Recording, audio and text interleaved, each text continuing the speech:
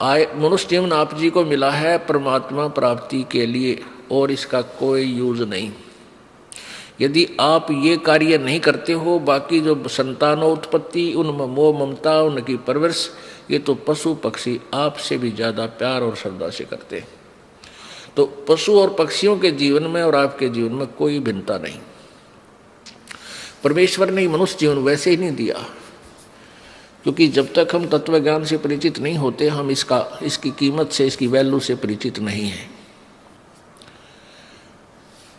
परमेश्वर ने ये हमें शरीर दिया मनुष्य का, इसमें सद्बुद्धि दी, हाथ पैर ऐसे दिए कि हम मकान बना सकते हैं, झोंपड़ी डाल सकते हैं, गर्मी सर्दी से बच सकते हैं, समय पर खाना बनाकर खा सकते हैं, मेहनत मजदूरी करके हम अपनी रोजी रोटी कमा सकते हैं। इसके इसलिए दिया था परमात्मा ने कि ये सब सुविधा करके आप अपने एक छान डाल के, झोंपड़ी डाल के या मकान बना के, जैसे भी प्राकृतिक आपदाओं से बच सकते हो जो आपके भजन में बाधक हो सकती हैं। जैसे तूफान आता है, आंधी आ गई, ओले गिर गए, वर्षा आ गई, सर्दी ज़्यादा होगी, गर्मी अधिक होगी, उनसे बचने के लिए एक छान डाल लो, एक मकान बना लो साधारण सा, और अपनी रोजी रोटी के लिए काम भी करो और भगवान भी भजो। पुण्यात्माओं, काल ने इस कलयुग में सारे हथकंडे अपना लिए कि ये भगवान भक्ति ना कर सके ये मनुष्य। इतनी विज्ञान की तरक्की करवा दी, ऐसे रेडियो, टेलीविजन, एफएम दिन रात चलने जा बकवास, किसी टाइम ऑन कर ले टीवी ने, जब नाच गाने शुरू पाएंगे। मोबाइलों के अंदर सारी बकवास भर लो, सारा दिन कान का लाए रहो, दूसरे ना पता के कर रहा, कान में ला और जेब में डाल ले, सुने जा बकवास सारा दिन। और फिर अब ये शिक्षा बना दी। अब शिक्षा इसलिए आवश्यक थी, काल ने तो बनाई है हमारे को भगवान से दूर करने के लिए, यह शिक्षा का स्तर। और परमेश्वर ने पता था कि यह शिक्षा स्तर आवेगा, शिक्षा का समय, तो मैं अपने बच्चों को अपनी पहचान बता सकूंगा, सदग्रंथों को दिखा सकूंगा। और जब आपको ज्ञान हो जाएगा, फिर आपके अंदर वो दोष नहीं रहेगा जो शिक्षा से उत्पन्न हुआ। क्या हुआ कि अब कितनी फैक्ट्रियां, कितने प्रकार के ये सरकारी कार्यालय खुल गए, इनमें जो एम्प्लॉइज हैं, कर्मचारी अधिकारी हैं, अब ये बहुत बिजी रहते हैं। आप देखो बैंक में एक कलर को समय नहीं लगा रहता है। फिर वो सारा दिन तो वहाँ डिस्टर्ब माइंड आते फिर क्या घूटी लाओगा या फिर टेलीविज़न चलाओगा मनोरंजन के लिए, और फिर पढ़ कर सो जाएगा, तड़के खाकर रोटी सुबह फिर भाग लेगा। तो और पहले क्या होता था कि सब कोई भेड़ बकरियां पाला करता, कोई गऊ पाल लेता था, कोई वैसे मजदूरी कर लेता था छोटी मोटी, कोई मानसिक ऐसा काम नहीं था, ना किसी का टेंशन थी। परमात्मा टाइम पर टूक दिया करता था, भगवान पर आश्रित थे, वर्षा के लिए प्रार्थना करते रहते थे, मालिक को याद करते थे। तो भक्ति का तो समय वो था बहुत बेस्ट। और अब काल ने ये सारे हथकंडे अपना लिए। इनमें से एक शिक्षा भी है जो डिस्टर्ब करने के लिए हमें इतना ये छोटे मोटे खिलौने बना लिए, कोई जहाज बना लिया, रॉकेट बना ली, और इन्हीं से हम मान बैठे कि हम भगवान से भी सुप्रीम है। नहीं, ये भूल है जीव की। अगर 2 वर्ष वर्षा ना हो, परमात्मा दया ना करे, और जैसे पीछे हाहाकार मच गई थी, ग्लेशियन खत्म हो गया, और पानी भी नहीं रहेगा, ये हो जाएगा, ये जो चाहे सो कर दे। अब इतनी बर्फ गिर दी, ग्लेशियन कर दी सारे का। तो हम क्यों ना उस मालिक से अर्ज करें तो सब कुछ ठीक कर दे। विज्ञान तरीके से हम कितना क्या कर सकते हैं।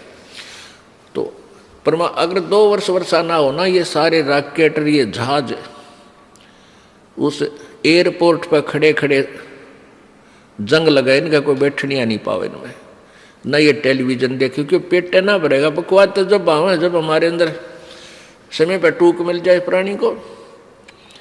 एक बार अकाल गिर गया था, एक भयंकर अकाल गिरा था, और 2 वर्ष पहले तो 1 वर्ष का अकाल बहुत होता था। तो उसमें इतनी हाहाकार मच गई कि जो दिल्ली के सेठ और राजा लोग होते थे, जो नान पुलाव खाया करते थे, उन्हें रोटी भी ना पाई, घास तोड़ तोड़ के खाए, धक्के खाते अंडे और मर गए भूखे। तो परमात्मा कहते हैं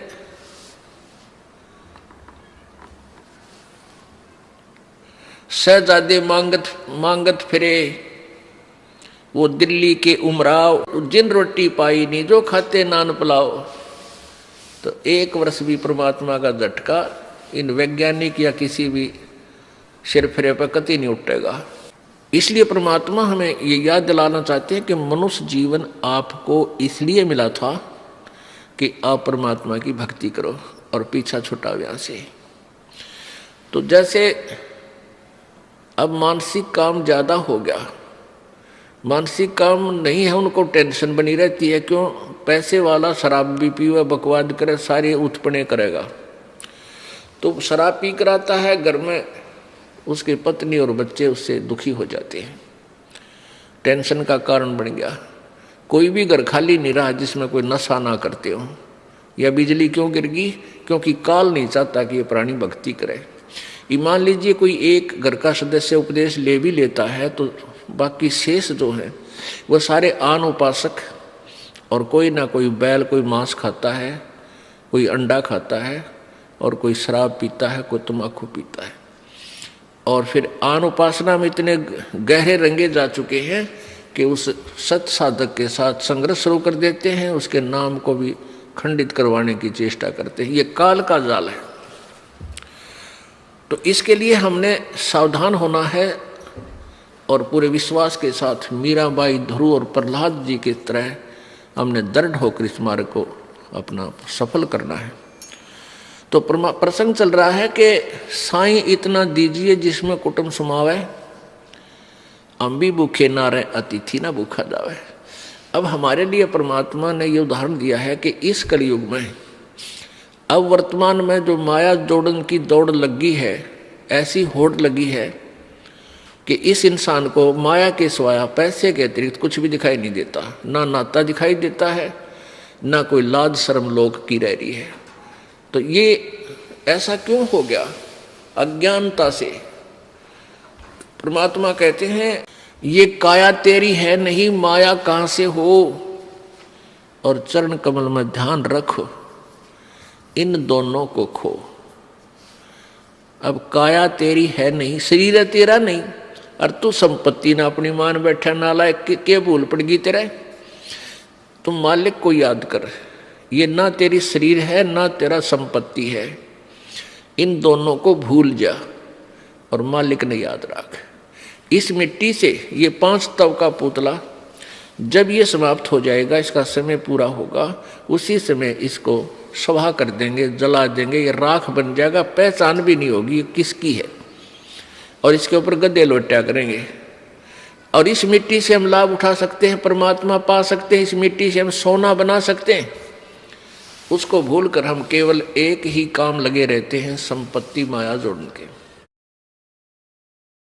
अब इधर पश्चिमी देशों में क्या है, माया की कमी नहीं रही, उनके पास बहुत धन हो गया। अब वो धन हो गया तो उनको धन बहुत हो गया, अब उनको शांति नहीं।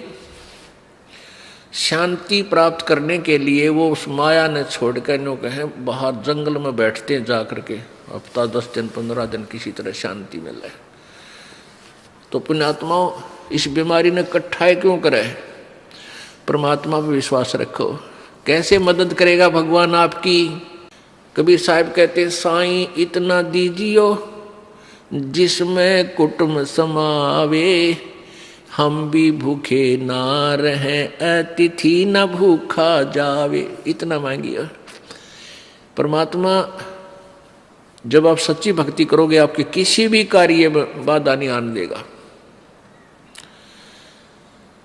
अब हम अपने परिवार के लिए जो मांग कहा है कि भी हम भी भूखे ना रहे और अतिथि ना भूखा जाए, सब कुछ आ गया। यानी रिक्वायरमेंट ऑफ द फैमिली, अपने परिवार की आवश्यकताओं को से अधिक डिमांड भगवान से नहीं करना। और फिर जो आपके पास पैसा शेष बचता है उसको पुण्य में अधिक लगाओ, जैसे परमेश्वर ने स्वयं ये लीला करके दिखाई। परमेश्वर कहते हैं दान दिए धन घटे नहीं, चढ़ी चोंच भर ले गई नदी न घट्यो नीर, और दान दिए धन घटे नहीं कह रहे साहिब कबीर। परमात्मा कहते हैं देते को हर देत है जहां तहां से आन, और ना दिया फिर मांगते फिर यो परमात्मा सुना नहीं कान। जैसे किसी ने पिछले जन्मों में पुण्य किया है, आज वो गाड़ियों में चलते हैं, बहुत अच्छी व्यवस्था घर की है, और जिन्होंने पूर्व जन्म में दान नहीं किया आज वो गरीब इतने हो गए हैं, मजदूरी भी कर लेते हैं, कोई कागज चुगते फिरते हैं, दिए भाई बाबा दिए, कोई नहीं देता चवन्नी। तो क्यों नहीं देता? क्योंकि उसने पिछले जन्म में पुण्य नहीं किया। तो कहते हैं परमात्मा कह रहे हैं कि देते को हर देत है। किसी ने दान किया है पूर्व जन्म में, तो आज भगवान उसके ठाठ कर रखे हैं, और अब भी दान करोगे तो इस जन्म में भी मिलेगा आपको, और अगले में भी, नेक्स्ट में भी मिलेगा। और दान करोगे ही नहीं तो दोगे, मिलेगा कहां से? देते को हर देत है जहां तहां से आन, और जिसने दान नहीं किया, नहीं दिया, सो मांगते फिर यो परमात्मा सुने नहीं कान। धर्म बिना दापे नहीं, ये प्राणी प्रपंच, आस बिरानी क्यों करे तन दिया हो तो संच। एक समय परमात्मा कबीर जी जब यहाँ वो परमेश्वर बनारस के अंदर काशी में लीला करने आए हुए थे, वो यही ज्ञान प्रचार किया करते थे जैसे दास आपको बता रहा, जो परमात्मा ने, परमेश्वर कबीर जी ने 600 वर्ष पहले अपने मुख्य ज्ञान में, तत्व ज्ञान में बोला था। उसी ज्ञान को परमात्मा प्रचार किया करते थे, और दोनों धर्मों को, हिंदू और मुसलमानों को, दोनों को कहा करते तुम एक ही प्रभु के बच्चे हो, तुम अलग अलग नहीं हो, तुम आपस में झगड़ा करते हो, एक दूसरे को हीन सिद्ध करने की चेष्टा करते हो, ये तुम्हारा व्यवहार ठीक नहीं, क्योंकि तुम परिचित नहीं परमात्मा से। हिंदू को कहते थे और मुसलमानों को भी समझाते थे कि तुम जो साधना कर रहे हो तुम्हारी साधना ठीक नहीं है।